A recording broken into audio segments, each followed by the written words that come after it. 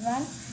तो लास्ट हम लोग ख़त्म किए थे कि रेस्पिरेशन, वो जो रेस्पिरेशन का एरोबिक एनारोबिक या रेस्पिरेशन में ख़त्म हुआ था। आज जो है वो हम लोग करने वाले हैं, वो है एटीपी। ये एटीपी क्या है? तो एटीपी हम लोग जानते हैं कि एनर्जी करेंसी है।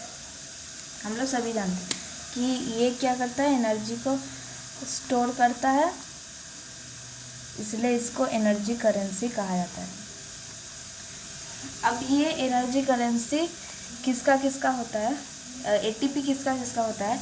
ये सभी सेलुलर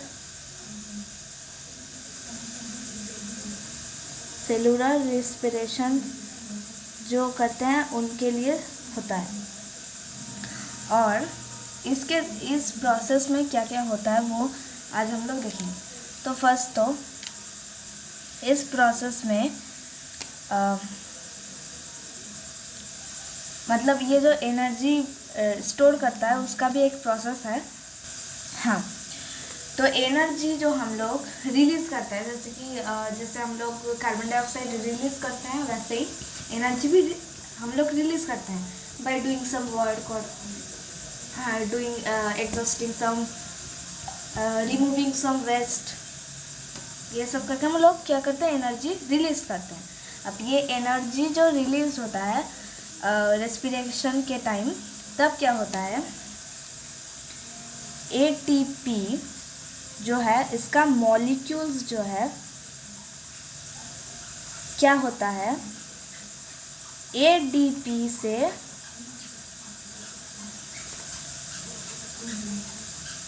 से क्या होता है, एडीपी से यहाँ पर मैंने प्लस हो जाता है। अब आप सोचोगे ये सब क्या है, ये सब मैं बताऊंगी ये सब क्या है। तो एडीपी जो है, एडीपी का हम लोग अगर जो है, जो इसका फुल फॉर्म है वो क्या है, एडिसिव ट्राईफॉस्फर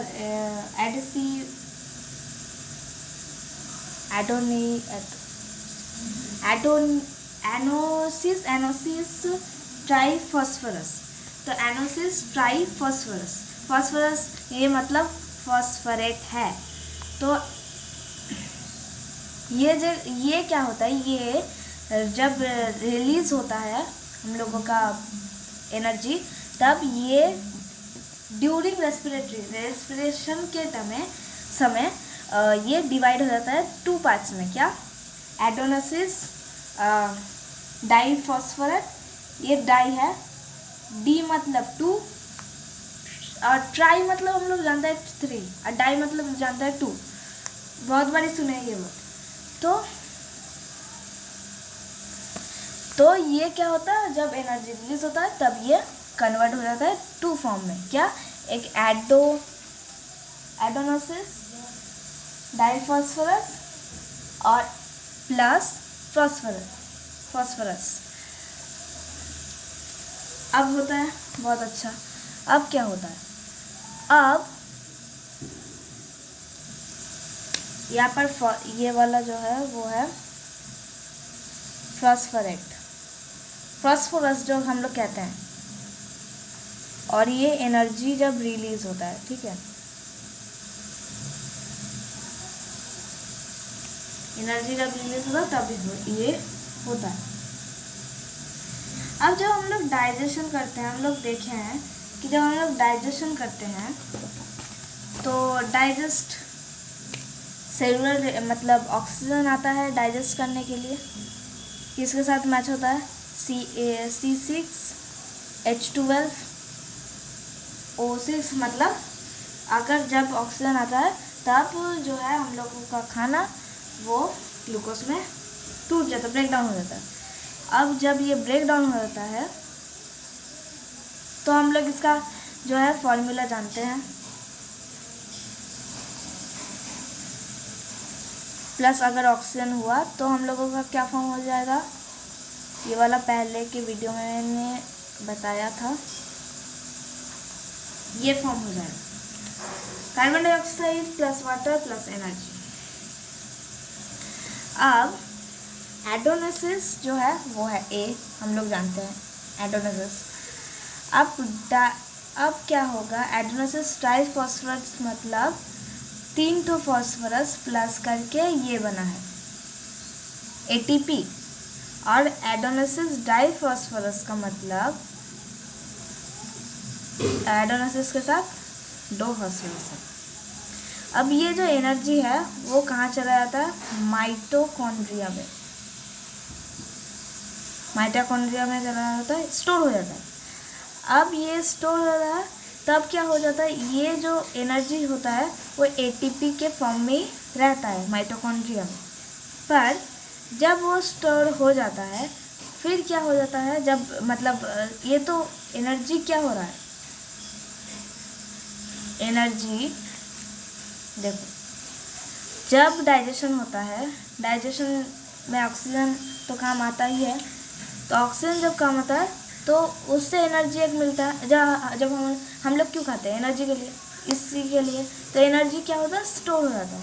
अब जब हम लोग एनर्जी रिलीज़ करते हैं तो क्या होता है, ATP जो है माइनस फॉस्फोरेट हो जाता है। क्यों, क्योंकि उसे ADP बनाना है, मतलब एडोनोसिस डाइफॉस्फेट। ये फिर इसमें भी ट्रांसफ़र हो सकता है, ठीक है। तो हम लोग कह सकते हैं ADP plus P is equals to ATP। अब ATP से भी ADP जा सकता है, तो तब क्या होता है, तब ये जो ADP है, ATP ट्राइफॉस्फेट, ट्राइफॉस्फेट क्या होता है, डाइफॉस्फेट में टूट जाता है और ये फॉर्म करता है ये। और जब ये फॉर्म होता है, क्यों फॉर्म किया, जब एनर्जी रिलीज हो रहा है, एक याद रखना, एनर्जी जब रिलीज हो रहा है तब, और तब ये जो माइनस हो रहा है तब कितना एनर्जी रिलीज होता है, 30.5 kJ पर मोल, इतने जो है एनर्जी रिलीज होते हैं, ठीक है। जैसे कि एक बैटरी क्या करता है, बैटरी डिफरेंट नहीं करूँगी, पर एनर्जी प्रोवाइड करता है जिससे अलग अलग काम हो सकते हैं बैटरी। तो वैसे ही हम इससे क्या करते हैं, दोबारा से एनर्जी, फिर से एनर्जी एक्वायर करके, लाइट एनर्जी एक्वायर करके, इलेक्ट्रिक एनर्जी एक्वायर करके वो बैटरी का जो है चार्ज है फिर से पा सकते हैं। ठीक वैसे ही जो ATP है वो तो हम लोग के सेल वगैरह, स्केल, प्रोटीन सब में लग रहा है, फिर हमको वो मतलब ADP से फिर ATP भी आ सकते हैं, ठीक है। और ये सब क्या हुआ, ये जो हुआ सब हम लोगों के अंदर, मतलब ये क्या है, एंडोथर्मिक प्रोसेस, ठीक है। तो क्या हुआ, और एक बार देख लेते हैं। एनर्जी के अंदर से क्या है हम लोग का, ATP। अब हम लोग जब खाते हैं तो खाने के समय हम लोगों का ग्लूकोज होता है, तो glucose plus oxygen is equals to CO2 plus water plus energy. अब ये एनर्जी क्या होता है, माइटोकॉन्ड्रिया में स्टोर होता है। माइटोकॉन्ड्रिया में क्या स्टोर होता है, ATP स्टोर होता है। अब ATP स्टोर होता है, बहुत अच्छा। फिर जब एनर्जी रिलीज होता है बाय सम डूइंग एक्टिविटीज़ और वर्किंग, क्या होता है, ATP जो है ADP प्लस P में डिवाइड हो जाता है, और कितना वर्क एनर्जी हम लोग का रिलीज होता है, 30.5 किलोजूल पर मोल। और फिर हम लोग डाइफॉस्फेट से ट्राइफॉस्फेट फिर से ला सकते हैं बाय एक्वायरिंग एनर्जी। फिर हम लोग अगर एनर्जी फिर से हम लोगों को मिल जाता है, तो हम लोग फिर से वही एनर्जी ला सकते हैं। अब नेक्स्ट आ जाते हैं, ये हम लोगों का क्या हुआ, एंडोथर्मिक प्रोसेस हुआ। ये रेस्पिरेशन नहीं हुआ क्योंकि इसमें रेस्पिरेशन का कोई नहीं था। ये क्या था, एक एटीपी फॉर्म कैसे हो रहा है यही था, इसमें रेस्पिरेशन का कुछ नहीं था। अब रेस्पिरेशन का आएगा, तो फर्स्ट देख लेते हैं रेस्पिरेशन का। तो रेस्पिरेशन इन प्लांट्स पहले देख लेते हैं, प्लांट्स से पहले आते हैं। तो प्लांट्स में क्या होता है, जब वो डे टाइम होता है, डे टाइम में क्या क्या होता है, डे टाइम में हम लोग जानते हैं कि जो O2 होता है वो पूरा हाई लेवल में रहता है, O2, और CO2 जो होता है वो थोड़ा डाउन रहता है। मतलब इक्वल तो नहीं रहता और ज़्यादा भी नहीं रहता, पर थोड़ा O2 से कम है CO2। और नाइट टाइम में क्या होता है,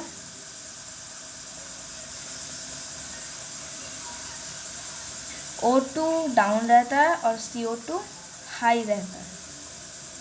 ठीक है, अब क्या होता है, डे के समय हम लोगों का तो फोटोसिंथेसिस होता है, पर रात में तो फोटोसिंथेसिस नहीं होता है, बहुत ही नेग्लिजिबल है। होता है, हम लोग कह सकते हैं डार्क रिएक्शन, मैंने करवाया था, तो डार्क रिएक्शन होता है पर फोटोसिंथेसिस होता है, तो हम लोग कह सकते हैं नहीं होता, नहीं कह सकते, नेग्लिजिबल कह सकते हैं, मतलब ना के बराबर नहीं होता। तो रात वक्त क्या होता है, CO2 ज़्यादा रिलीज होता है, और हम लोग जानते हैं कि CO2 अगर हम लोग ज़्यादा ले लिए तो हम लोगों का जो हम लोगों का रेस्पिरेशन है वो थोड़ा दम घुटने लगेगा, ऐसा कुछ हो। तो इसलिए रात को कहा जाता है, बोला जाता है कि रात को पेड़ के नीचे नहीं रुकना चाहिए। क्यों? क्योंकि वहाँ उस टाइम CO2 बहुत ही रहता है, बहुत, और O2 बहुत ही कम रहता है, क्योंकि फोटोसिंथेसिस नहीं होता तो O2 भी रिलीज नहीं होता। तो इसलिए ताकि जो दम ना घुटे, तो इसलिए कहा जाता है कि रात वक्त जो पेड़ है उनके नीचे या उनके पास नहीं रुकना चाहिए। ठीक है,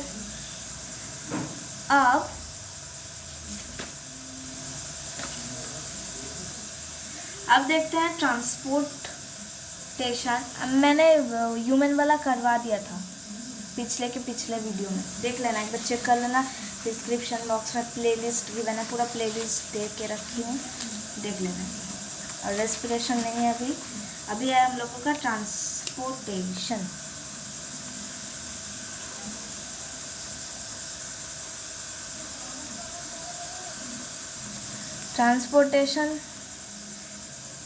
और ये ट्रांसपोर्टेशन क्या है, किसका है, ये ह्यूमन का है, क्योंकि प्लांट का हम लोग जानते हैं जाइलम और फ्लोएम से होता है, जानते हैं हम लोग, तो उसका हम नहीं कर रहे हैं, पहले ह्यूमन का कर ले, फिर छोटा करके मैं बता दूँगी उसका। तो ह्यूमन का क्या होता है, फर्स्ट तो एक बात समझ लो,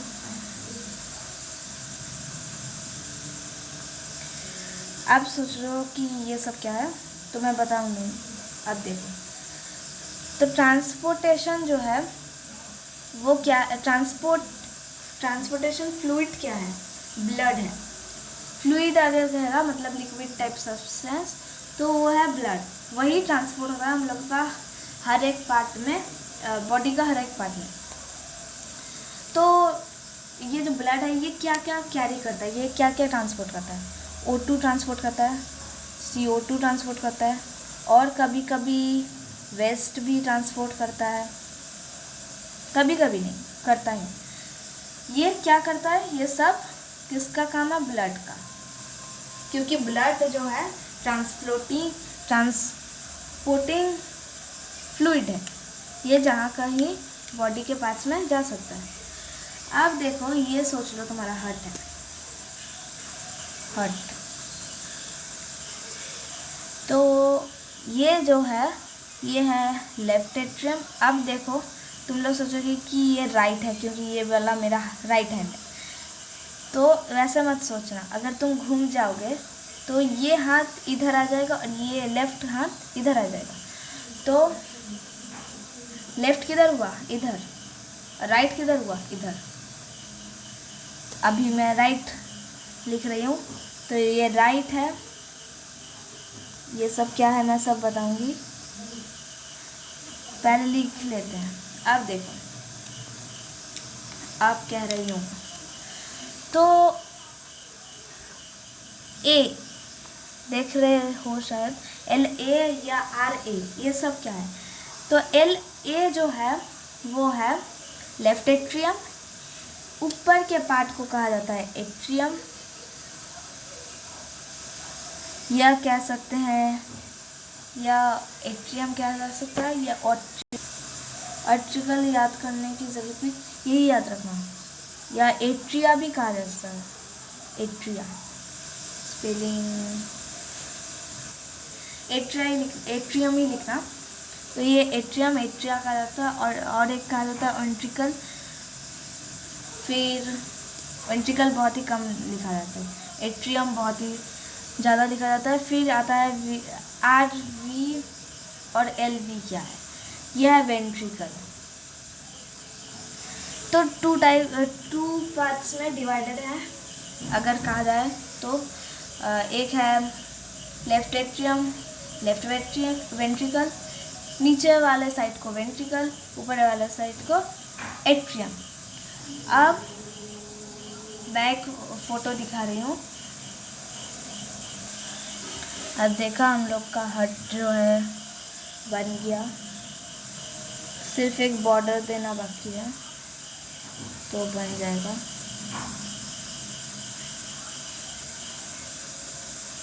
ये आता है डायग्राम आता है।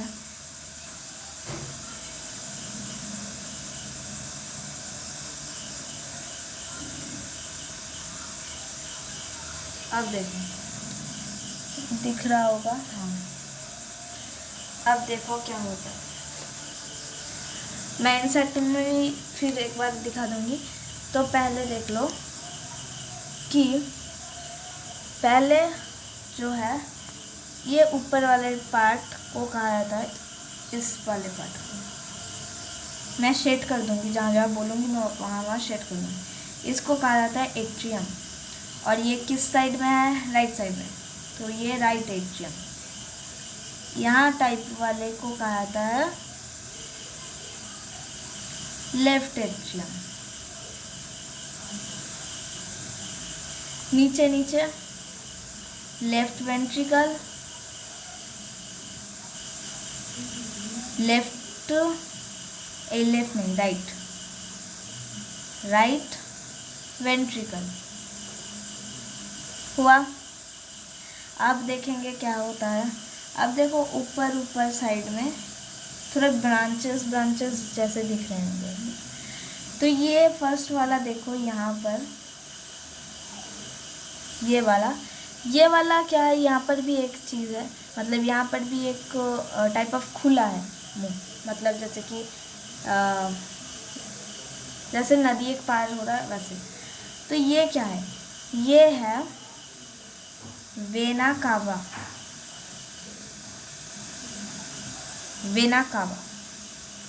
ठीक है। और यहाँ पर भी है एक वेना कावा, दो चीज़ें हैं यहाँ पर। फिर देखो यहाँ पर एक खुला है मुंह और यहाँ पर एक खुला है। तो ये भी क्या वेना कावा होंगे? नहीं, ये वेना कावा नहीं होंगे, ये होंगे, ऊपर वाला होगा अयोटा और नीचे वाला जो होगा वो देखो यहाँ पर दो चीज़ें दिखा रहे हैं, एक वाला ये, एक वाला ये। तो ये मैं बाद में बताऊंगी ये क्या है। ये है पल्मोनरी वेन।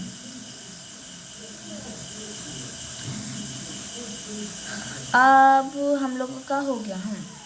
अब देखो, अब मैं एक बार इंसर्ट दिखा रही हूँ। देखो ये वाला ये हार्ट है, तो इसका जो नाम है ये वेना कावा है, ये भी वेना कावा है। ब्लू देख रहे हो, ये वाला पीछे वाला, ये पीछे वाला, अच्छा पीछे वाला नहीं, ये सामने वाला जो है वो वेना कावा है। फिर ये क्या है मैं बताऊंगी, और इसके पीछे वाला वो भी बताऊंगी बाद में। अब देखो यहाँ पर ये जो है ये है अयोटा, और इस साइड में जो है वो है पल्मोनरी वेन, वो मैं बताऊंगी पल्मोनरी वेन। और ये जो पीछे मैंने कहा वो पल्मोनरी आर्टरी है। ये left ventricle, right ventricle, left ventricle, right ventricle, फिर यहाँ हो गया राइट एट्रियम, लेफ्ट एट्रियम हो गया। अब देखते हैं, अब देखो वेन क्या कैरी करता है। वेन कैरी करता है deoxygenated blood. Deoxygenated deoxygenated blood मतलब जो कि कार्बन डाइऑक्साइड है। डीऑक्सीनेटेड मतलब जो ऑक्सीजन, जिस एयर में ऑक्सीजन नहीं है, तो वो क्या है डीऑक्सीजन CO2। और आर्टरी जो है वो क्या कैरी करता है ऑक्सीजनेटेड ब्लड। ऑक्सीजनेटेड ब्लड मतलब CO2, ठीक है।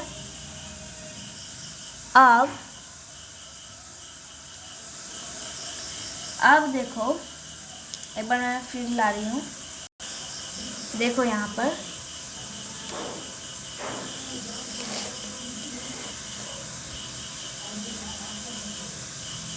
दिख रहा, हाँ देखो, तो एट्रियम वेन हम लोग समझो, वेन डीऑक्सीनेटेड ब्लड मतलब CO2, एट्रियम नहीं आर्टरी O2 मतलब ऑक्सीजनेटेड ब्लड। अब एट्रियम क्या करता है, एट्रियम क्या होता है, एट्रियम जो है घर से दूर जाता है। एट्रियम जो है, एट्रियम आर्टरी जो है जो ऑक्सीजनेटेड ब्लड कैरी करता है, वो क्या करता है घर से दूर जाता है। और वेन क्या है घर में आता है। उल्टा है, हाँ उल्टा ही है, क्योंकि वेन को घर से बाहर निकलना चाहिए कि डीऑक्सीनेटेड ब्लड है हम लोग को किसी काम का नहीं, तो उसको ले जाओ। पर नहीं, यहाँ पर उल्टा होता है कि वेन जो है घर के अंदर आता है और आर्टरी जो है घर के बाहर जाता है। अब तो घर के अंदर आने वाले को हम लोग कहते हैं वेन। तो इंसर्टी के एक नीचे वाले एक डायग्राम है, देखो दिख रहा है, हाँ थोड़ा दिख नहीं रहा था तो इसलिए मैंने इस तरह से कर लिया कैमरा। तो देखो ये हार्ट है हम लोग का, हम लोग right atrium, left atrium, right ventricle, left ventricle. अब देखो ये सब छोड़ दो, ये सब क्या है नहीं पता मुझे। अब वेन क्या करता है हम लोग जानते हैं, घर के अंदर आता है। घर के अंदर आया मतलब हार्ट है इसका, घर का अंदर आया मतलब इस तरह जो है वो है वेन। अब क्या होता है, हम लोगों ने वेना कावा देखा, ये वेना कावा से ही घुसा, फिर वेना कावा से निकल गया, ठीक है। अब वेना कावा से निकल कर क्या जाता है, यहाँ पर लंग्स में जाता है। लंग्स का कैपिलरी जो है हम लोग को जैसे जानते हैं कि सेल जो है वो सबसे छोटा ये यूनिट है, तो वैसे ही कैपिलरी जो है ये जहाँ ब्लड प्यूरिफिकेशन होता है वो उसका छोटा सा एक यूनिट है, तो ये लंग्स में आता है। अब लंग्स में गया, क्या हो रहा है, घर के वो घर से निकल गया। घर हम लोगों का क्या है?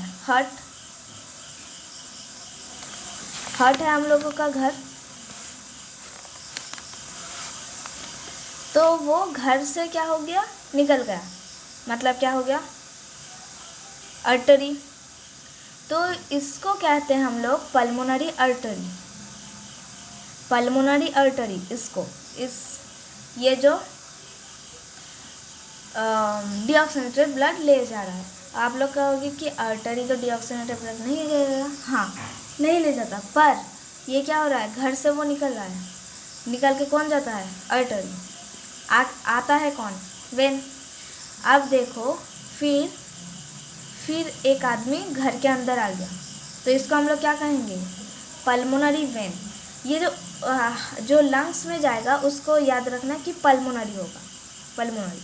तो और यहाँ घर से निकल रहा है तो अर्टरी, घर में आ रहा है तो वेन। तो पल्मोनरी वेन आ गया। ये कहाँ से घुसा? ये घुसा हम लोगों का पल्मोनरी वेन ही से घुसा। यहाँ कुछ स्पेसिफिक नाम नहीं दिया। जो आयोटा है ये ऊपर वाला है, आयोटा। अब ये आयोटा से क्या होता है? सभी सेल्स में जाता है ताकि वो सबको जो है ब्लड प्यूरिफाइड ब्लड जो है वो डिस्ट्रीब्यूट कर सके। तो लार्जेस्ट वेन क्या है? लार्जेस्ट वेन हम लोग का है वेना कावा, ये वाला।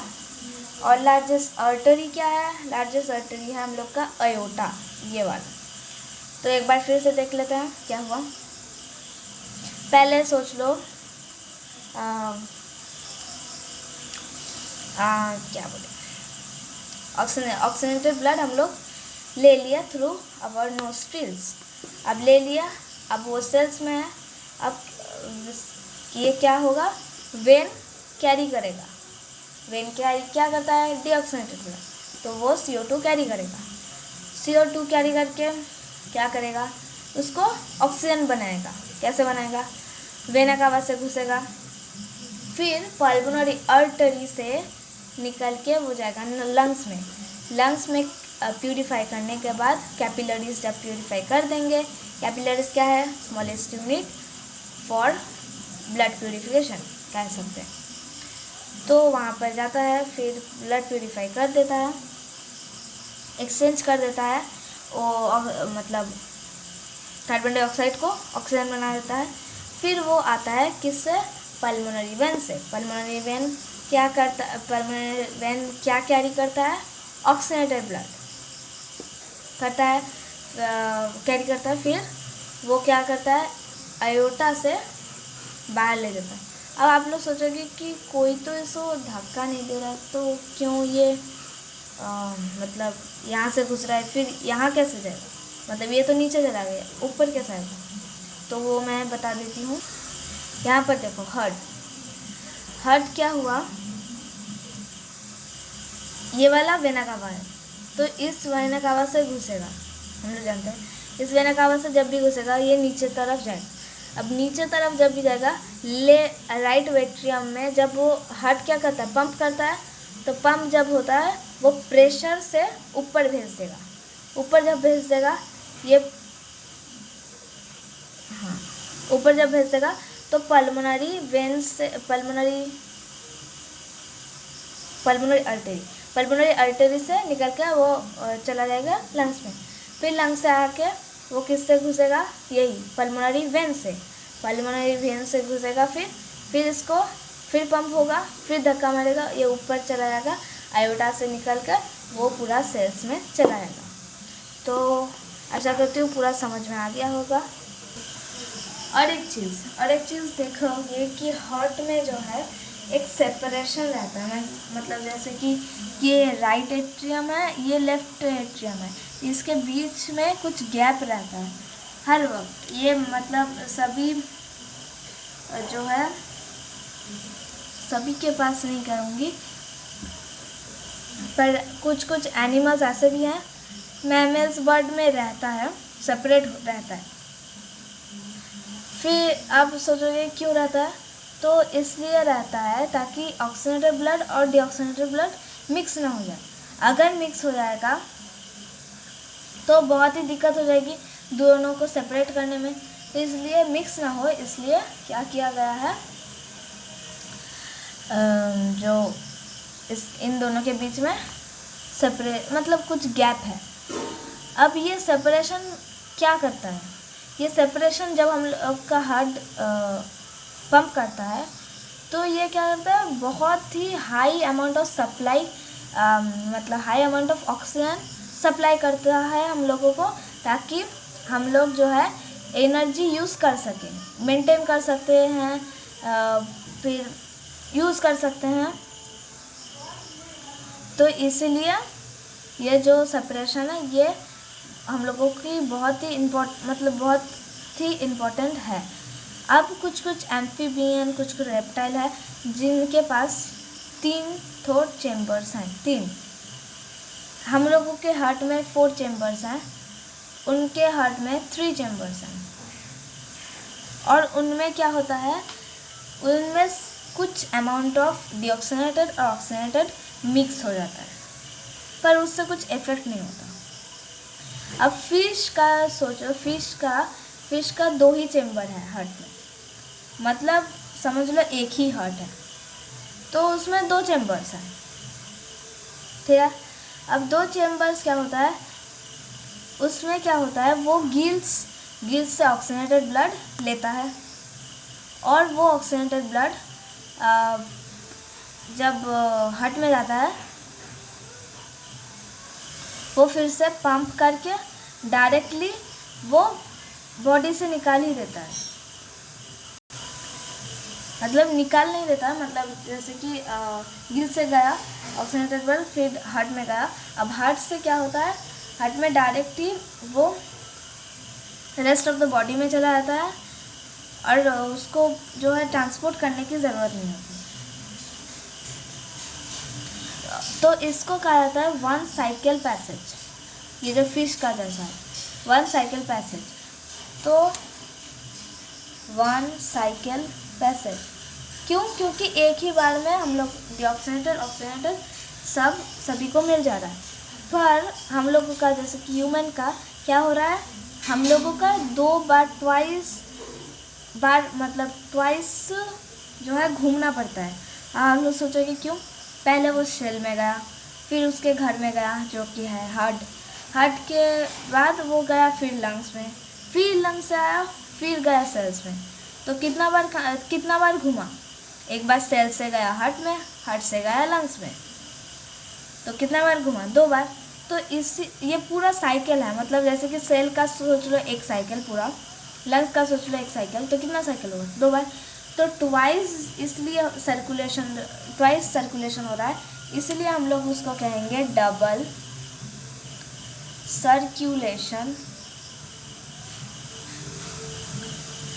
सर्कुलेशन, इसलिए उसको कहा जाता है,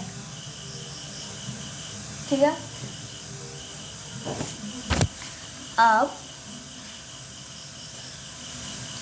अब हम लोग चेम्बर भी देख लिए। तो फर्स्ट चेम्बर क्या है, ये वाला। सेकंड चेम्बर क्या है, नहीं, फर्स्ट चेम्बर तो ये वाला है, सेकंड ये, थर्ड ये, फोर्थ ये। अब क्या होता है, एक बार वो भी जान लेते हैं। तो जब ये 4th पार्ट में जब ब्लड आता है, तो ये ब्लड जब पंप करता है, एक प्रेशर क्रिएट होता है, पंप करके ही तो ऊपर जाता है आयोटा में। तो ये प्रेशर जब क्रिएट होता है, उसको हम लोग कहते हैं सिस्टोलिक।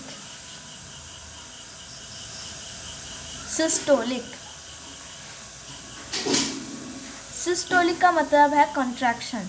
जब पंप करता है तब ये होता है, और जब रिलैक्स होता है, जब हार्ट रिलैक्स हो जाता है, तब हम लोग कहते हैं डायस्टोलिक। कॉन्ट्रैक्शन को कहते हैं सिस्टोलिक, और कॉन्ट्रैक्शन को सिस्टोलिक, रिलैक्सेशन को कहते हैं डायस्टोलिक।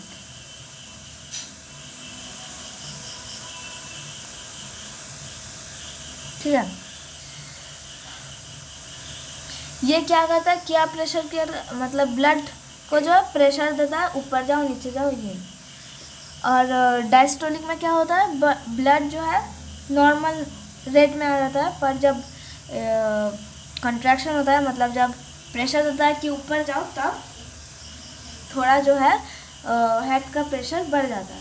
तो ये जो जब प्रेशर देता है कि यहाँ पर जाओ वहाँ पर जाओ, तो तब क्या होता है 120 mm ऑफ मर्क्यूरी मेजर होता है। मतलब जैसे कि मेजर करने वाला डिवाइस रहता है ना, तो वैसे ही ये मेजर होता है इतना में। और जब डायस्टोलिक होता है मतलब इसके नीचे नहीं जाता, मैक्सिमम ऑफ मर्क्यूरी, इसके नीचे नहीं जाता। 80 mm ऑफ मर्क्यूरी डायस्टोलिक में नहीं जाता, और मतलब इसके नीचे नहीं जाता। अगर नीचे गया तो वो मैं बता दूंगी क्या होता है। और 120 mm ऑफ मर्क्यूरी से ऊपर नहीं जाता। ये नॉर्मल ब्लड प्रेशर है। अब ये ब्लड प्रेशर जो ब्लड प्रेशर किससे मेजर होता है, एक बहुत ही भयानक सा नाम है, पर फिर भी याद रखना तो पड़ेगा। तो ये वाला वो नाम है, इसको तोड़ तोड़ के याद रखना। मैंने तो तोड़ तोड़ के याद रखा था।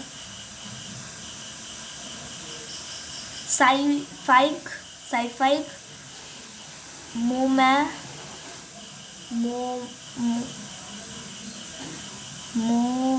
मोमैनोमीटर, साइफैक मोमैनोमीटर, इससे ब्लड प्रेशर मेजर होता है। मतलब कितना कंट्रैक्शन होता है, कितना रिलैक्सेशन होता है। तो इसको कहा जाता है कि 120/80।